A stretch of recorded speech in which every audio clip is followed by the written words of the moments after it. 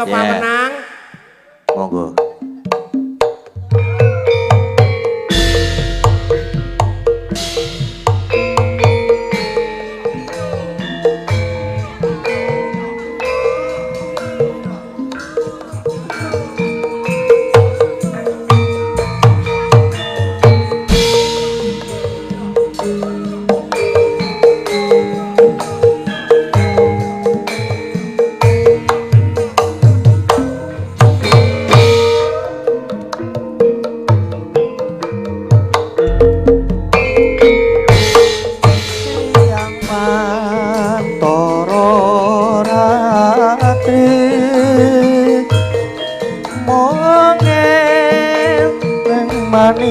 Sing ati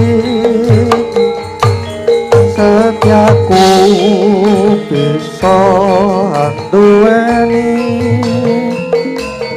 marang sang Hyang Laksmi.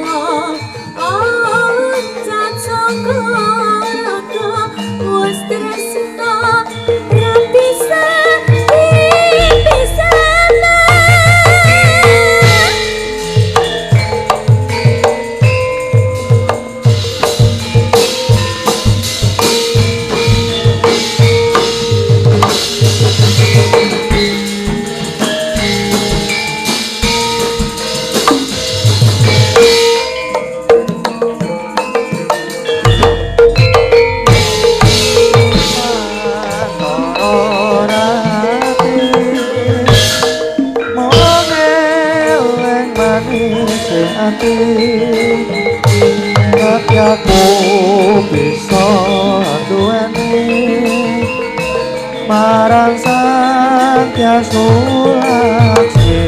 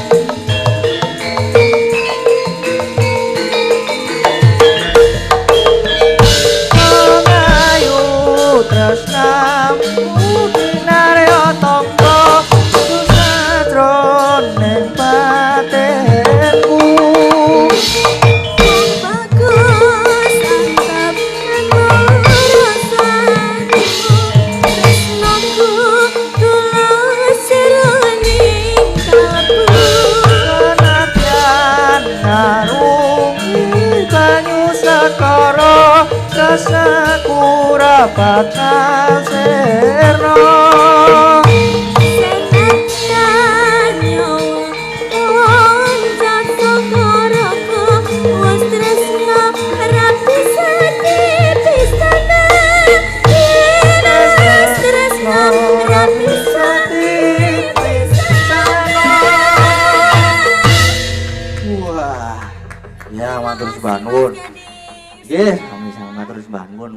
Nggo bengok-bengok sirahe mak tleng. Dhuwur banget tak ya. Nggih. Nggih. Niku Nggih. minangkani niki wau pengganti fragmen ya Mbak Tatin Mas Nggih. Keswan. Nggih, Fragmen, Prahmen ganti, ganti. Prahmene Mas Gading karo Mbak Lintang. Kok ana sing ikut ya?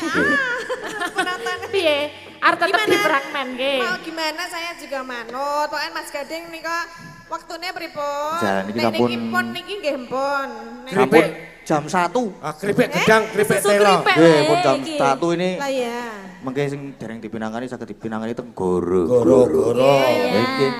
Mbak pilih mengke sing dereng dipun pinangani wonten Nggih. goro-goro. Terus Menika kelakon rin. Sampun rumiyin. Nggih Nggih. ngaturaken sembah nuwun ingkang kathah sedaya warga Pilangrejo, Pilangrejo, Pak Lurah, nggih. sedaya perangkat desa terima kasih. Matur sembah nuwun. Kathah Bapak. lepate nyuwun agunging pangaksama. Nggih, Mbak Nggih. pilih sanes wedal saged pinanggih malih Mas Gading. Nggih. Mas Gading sama Pak Wenang juga